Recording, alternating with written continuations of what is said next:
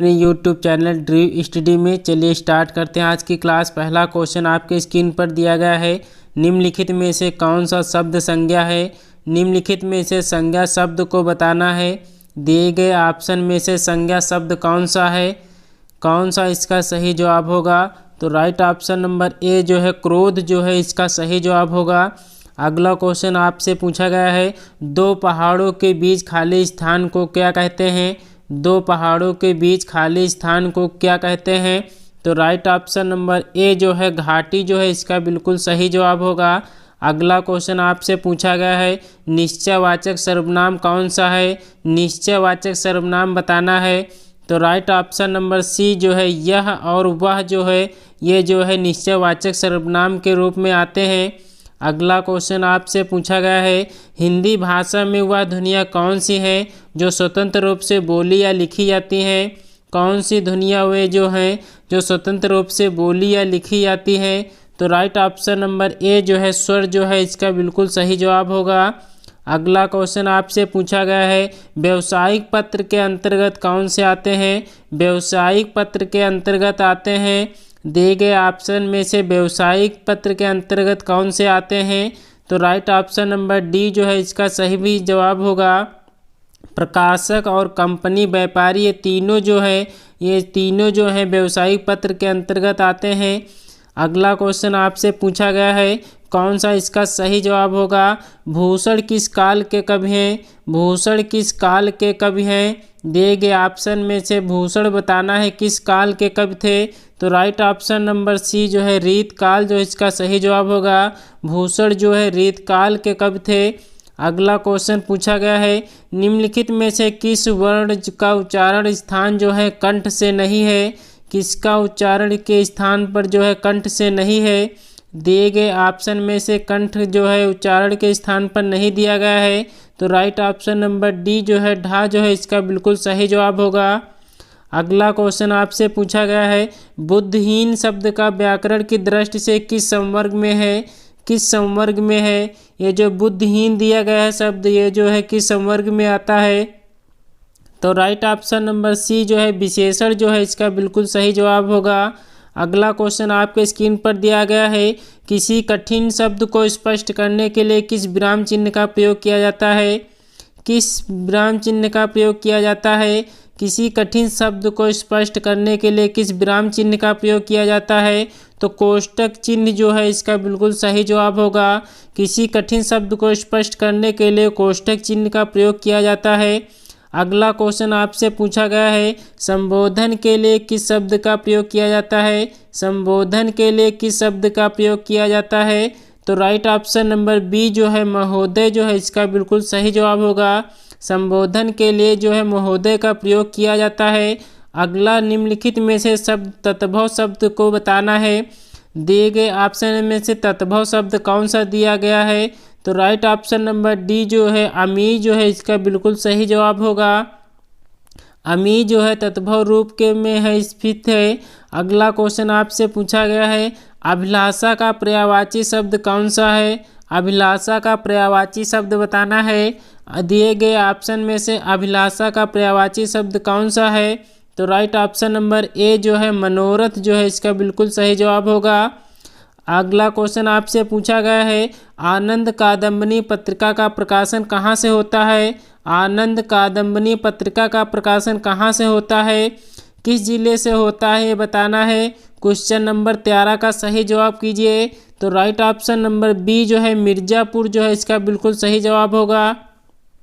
Question number 14 आपके screen पर दिया गया है, भाववाचक संज्ञा बताना है। भाववाचक संज्ञा बताइए, कौन से ऑप्शन में भाववाचक संज्ञा दी गई है। तो राइट ऑप्शन नंबर सी जो है लड़कपन जो है इसका बिल्कुल सही जवाब होगा।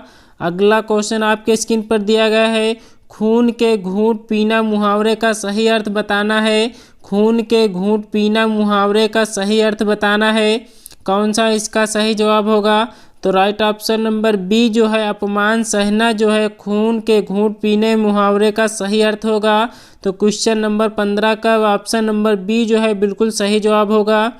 अगला क्वेश्चन आपसे पूछा गया है जो अच्छे कुल में उत्पन्न हो के लिए एक शब्द क्या होगा, जो अच्छे कुल में उत्पन्न हुआ हो उसके लिए एक शब्द क्या बनेगा। तो राइट ऑप्शन नंबर ए जो है कुलीन जो है इसका बिल्कुल सही जवाब होगा। अगला क्वेश्चन आपसे पूछा गया है संख्यावाचक विशेषण कौन सा है, संख्यावाचक विशेषण बताना है। क्वेश्चन नंबर 17 का सही जवाब कीजिए। दो ऑप्शन दिए गए हैं, दो में से एक सही है। संख्यावाचक विशेषण कौन सा है, तो राइट ऑप्शन नंबर बी जो है 3 जो है इसका बिल्कुल सही जवाब होगा। अगला क्वेश्चन आपसे पूछा गया है किस वाक्य में क्रिया वर्तमान काल में है, किस वाक्य में जो है क्रिया वर्तमान काल में है, कौन सा इसका सही जवाब होगा।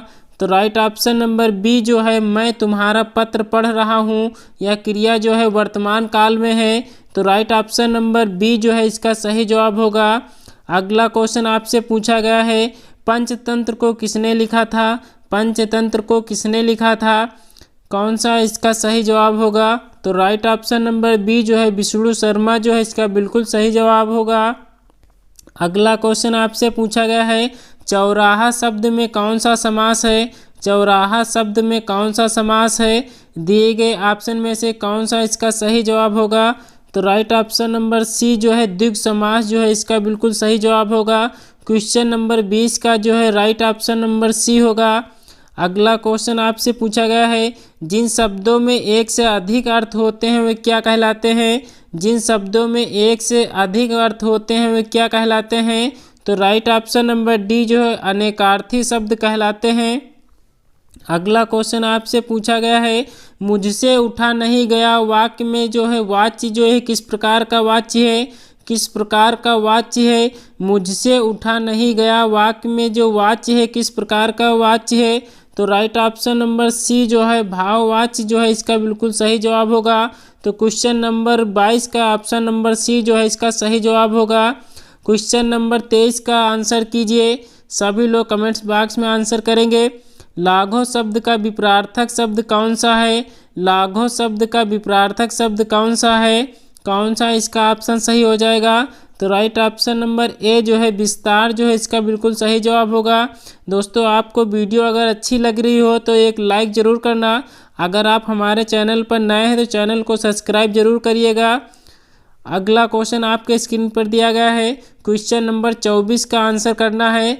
अपेक्षा का विशेषण रूप क्या होगा, अपेक्षा का विशेषण रूप क्या होगा, कौन सा इसका सही जवाब होगा।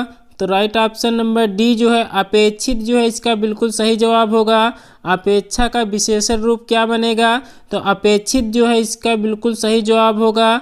अगला क्वेश्चन आपसे दिया गया है और इस क्लास का लास्ट क्वेश्चन है, सभी लोग कमेंट्स बॉक्स में आंसर करेंगे। निष्कपट शब्द का शुद्ध संधि विच्छेद क्या होगा, निष्कपट शब्द का संधि विच्छेद क्या होगा, कौन सा इसका सही जवाब होगा। क्वेश्चन नंबर 25 का आंसर करेंगे। तो राइट ऑप्शन नंबर ए जो है निह धन कपट जो है इसका बिल्कुल सही जवाब होगा। दोस्तों आज की क्लास कैसी लगी कमेंट्स बॉक्स में ज़रूर बताना। मिलते हैं अगले वीडियो में बेहतरीन प्रश्नों के साथ, तब तक के लिए जय हिंद जय भारत।